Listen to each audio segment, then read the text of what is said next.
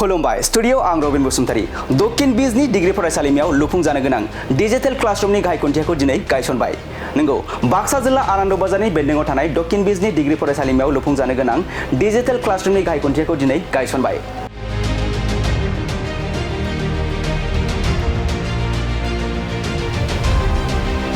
मख'नो गोनांदि एमपि बिफाननिफ्राय फैनाय 10 लाख रांजों लुफुंजानो गोनां डिजिटल क्लासरूमनि गाहाय खुन्थियाखौ राज्य सभानि एमपि जयन्त बसुमतारी बिथाङा बाहागो लानानै गायसननानै होयो।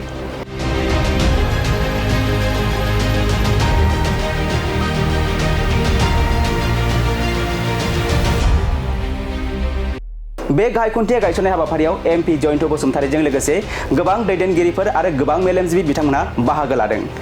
दक्षिण बिजनी डिग्री फरायसालिमायाव डिजिटल क्लासरूमनि गायसननाय हाबाफारियाव बाहागो लानानै राज्य सभानि एमपि जयन्त बसुमतारीया खौरां बिजोङाव फोरमायदों दि बे कलेजखौबो सरकारि खालामनायनि हाबाया सोलिगासिनो दं आरो कलेजाव थांलाय फैलाय लामाखौबो फैबाय थानाय 2026 आरो 27 मायथाइयाव मोजां खालामगोन होननानै फोरमायदों बिथां जयन्त बसुमतारीया। दानिया फैदो बिथां जयन्त बसुमतारीया खौरांगिरिनि गेजेरजों मा बाथ्रा फोरमायथिखो जों आबुङै खोनासंना लानि। आंनि एमपि फान्ड फाइनान्सियेल इयार 2020-26 मोनसे सिगांनाय एडिशनेल क्लासनि थाखाय दा बेखौ गायसन हाबाफारिमोन बेयाव फैनो लेंहरनाय आरो नियम बादि आङो फैदों आरो बेखौ गायसननाय जाबाय। थारैनो जोंहा बे कलेजा जितु बांद्राय गोबाव कलेज नङा नाथाय बे समावनो बे कलेजा जिबायदि बिलनि इयुन जोलै फरायसाफोरखौ जि सोलोंथाइ होबाय बे सोलोंथाइखौ लानानै जोंनि थाखाय मोनसे इम्परटेन्ट मोनसे जानानै दं बियो बेल'ना दा बे कलेजखौ जोंहा खालामनो हादों जोंनि फरायसाफ्रा खुनु लानो हेंथा जायाजासे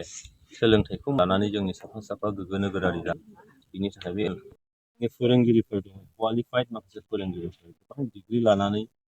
बिथांमोनहा फोरोंगिरि जायो बिथांमोनहाबो लाइफ दं गावनि संसार दङ बे बिथांमोनहा जाहाथे मोजाङै गोसो होनानै जोंनि इयुन जोलै दानायाव जाहाथे बाहागो लानो हायो बिनि थाखाय गोनांथार आरो बेयाव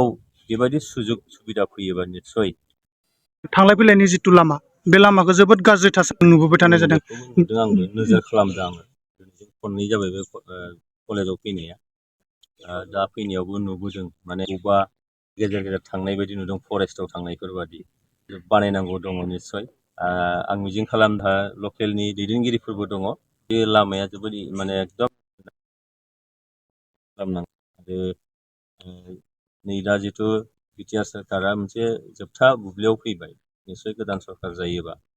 आं आंनि फारसेनिफ्रायबो बेखौ नोजोर लागोन जेरैखि जाया माने फरायसालिमायाव फैनाय फरायसाफ्रा गिनांगौ मोनसे थासारियाव थाया मानोना हारसिं थांलाय फैलाय खालामोबा बबेबा समाव मोनसे साननो गोनांबो जानो हागौ फारफ्रोमथिंजायबो हाग्राया साग्लोबनानै दङ ओंखायनो बे लामानि गोनांथिया जोबोद दंथारो बेखौ एसे नोजोराव लानाय जादों।